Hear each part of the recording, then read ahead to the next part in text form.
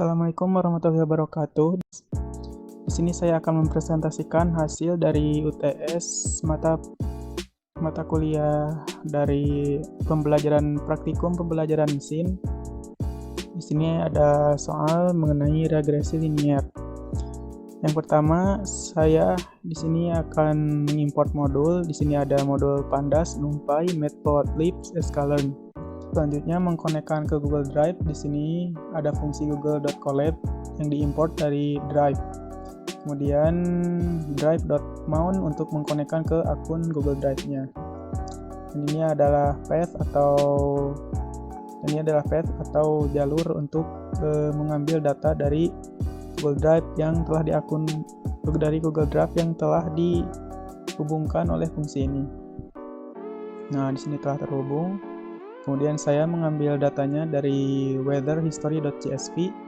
Nah, di sini bisa dilihat datanya ada beberapa kolom dan ada beberapa baris. Di sini yang dilihat hanya beberapa saja. Kemudian karena di sini nama kolomnya terlalu panjang, di sini saya mengganti nama kolom dengan singkatannya seperti FD untuk formatted date dan S untuk summary dan seterusnya. Nah, bisa dilihat di sini.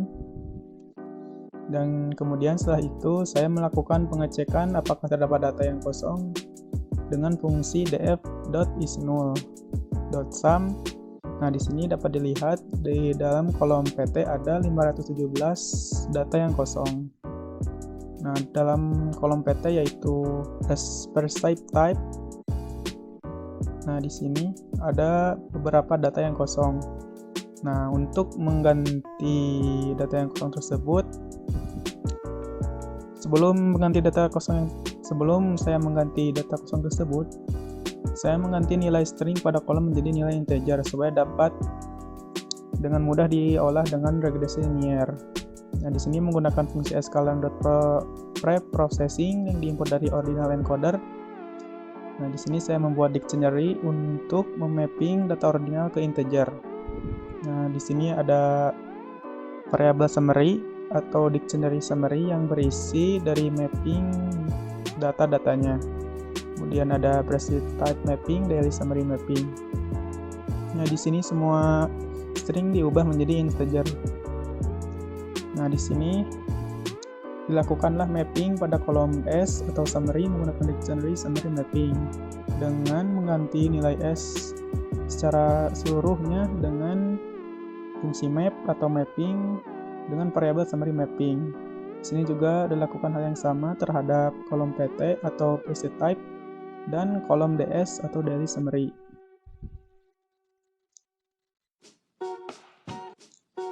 Nah, dapat dilihat sekarang kolomnya telah diganti dengan huruf yang lebih singkat.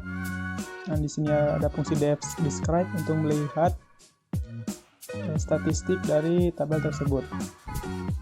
Nah, setelah kita mengganti nilai data ordinal menjadi data integer, kemudian sekarang kita mengisi data yang kosong tadi dengan nilai tengah atau median.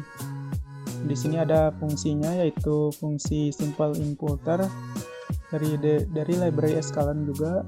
Di sini saya membuat variabel imputer sama dengan simple imputer dengan parameter strategi median. Nah, kita mengganti kolom PT dengan median tersebut. Nah, sekarang bisa dicek df.isNull.sum, maka tidak ada data yang kosong lagi. Nah, sekarang karena tujuan dari soal ini yaitu mencari korelasi antar variabel, di sini saya menggunakan fungsi korelasi dengan metode Spearman. Nah, di sini saya membuat variabel core matrix. Nah, dapat dilihat korelasi antar tabel dengan tabel lainnya. Nah, di sini saya menggunakan parameter ascending false, maka dapat diurutkan dari yang terbesar ke yang terkecil. Nah, dapat dilihat hasilnya di sini. Di sini korelasi atau keterhubungan antara kolom satu dengan yang lainnya relatif kecil, kecuali di sini saya menemukan data yang cukup memiliki keterhubungan, yaitu kolom T yang memiliki nilai 0,9 dengan kolom AT. Nah, yang lainnya bisa dilihat memiliki korelasi atau keterhubungan yang kecil atau bahkan negatif. Nah, kita ambil yang memiliki keterhubungan yang terbesar saja. Nah, di sini saya akan membuat regresi plot atau keterhubungannya dengan menggunakan fungsi SNS dari library Seaborn. Nah, di sini saya menggunakan data dari tabel T atau temperatur dengan sebagai variabel X, dan dari tabel T atau apparent temperature dengan dijadikan variabel Y. Dari sini warnanya merah. Nah, dapat dilihat hasilnya di sini memiliki garis lurus yang berarti sangat memiliki korelasi atau memiliki keterhubungan yang cukup tinggi. Nah, untuk membuktikan itu, di sini saya menggunakan regresi linear untuk membuat data tes, dan di sini saya akan membuat data tes dan membandingkannya dengan data yang telah ada di sini. Nah, pertama-tama saya mendefinisikan variabel X dan Y dengan X sama dengan dfAT atau kolom AT, dan Y dengan kolom T. Nah, dapat dilihat di sini nilai-nilainya. Kemudian saya men-set atau meng-split dataset tersebut dengan data training menjadi data training dan dataset dengan fungsi model selection. Nah, dapat dilihat fungsinya seperti ini. Di sini saya menggunakan test size 0,01 atau 1% dari data yang seluruhnya dengan random set atau keacakannya bernilai 100. Kemudian di sini saya membuat fungsi linear regression yang diimport dari library sklearn juga. Kemudian membuat variabel Y prediksi yang diambil dari variabel reg2.predict. Kemudian dimasukkan xtest atau variabel xtest-nya yang diambil dari fungsi yang telah dijalankan dari sini. Di sini saya juga mengecek regression model stabilization-nya atau R2 score-nya yang cukup tinggi atau mungkin sama dengan nilai korelasi yang di atas, yaitu 0,9. Kemudian saya membuat diagram linear regresinya dengan ukuran 10-10. Kemudian untuk variabel X-test dan Y-test menggunakan color gray atau itu data testnya, dan untuk X-test dan Y prediksinya menggunakan warna default atau warna biru. Nah, dapat dilihat hasilnya kurang lebih sama seperti ini. Yang bedanya di sini, yang abu-abu adalah nilai tes atau data acak yang kemudian dimasukkan di sini, dan yang biru adalah nilai dari data yang diambil dari Google Drive tadi. Dapat dilihat di sini memiliki keterhubungan yang cukup tinggi atau data sesuai dengan model yang telah dijalankan tadi. Nah, di sini dari model tersebut dapat diuji atau dievaluasi.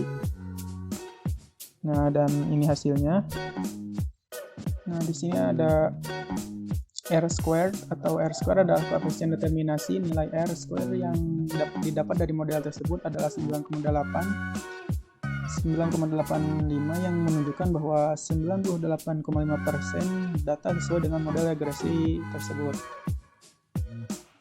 Kemudian ada mean absolute error, yaitu selisih mutlak antara nilai aktual dan sebenarnya dengan nilai prediksi. Yang diperoleh dari model kasus di atas adalah 0,8 yang mana cukup bagus karena mendekati 0. Kemudian mean square error, yaitu dihitung dengan mengambil rata-rata kuadrat selisih antara nilai asli dan prediksi, yang mana nilai yang didapat adalah 1,29 yang cukup bagus juga. Dan yang terakhir yaitu root mean square, yaitu standar deviasi dari kesalahan yang terjadi saat prediksi dibuat pada dataset. Yang diperoleh dari kasus di atas adalah 1,13, yang mana data ini juga cukup bagus. Kemudian untuk kesimpulannya, berdasarkan hasil regresi linear tersebut, dapat disimpulkan bahwa model regresi tersebut memiliki performa yang sangat baik dalam memprediksi hubungan antara suhu aktual, temperatur, dan suhu yang dirasakan atau apparent temperature di kota Székely, Hungaria dari tahun 2006 hingga 2016 tersebut. Berdasarkan nilai-nilai tersebut, dapat disimpulkan bahwa model regresi linear yang digunakan memberikan hasil yang sangat baik dalam memprediksi suhu yang dirasakan berdasarkan suhu aktual di kota Székely, Hungaria. Namun perlu diingat bahwa kesimpulan ini didasarkan pada informasi yang diberikan dalam data dan tidak mencakup faktor-faktor lain yang mungkin mempengaruhi hubungan antara kedua variabel tersebut. Mungkin sekian presentasi dari UTS mata kuliah Praktikum Pembelajaran Mesin. Mohon maaf bila ada kesalahan. Wassalamualaikum warahmatullahi wabarakatuh.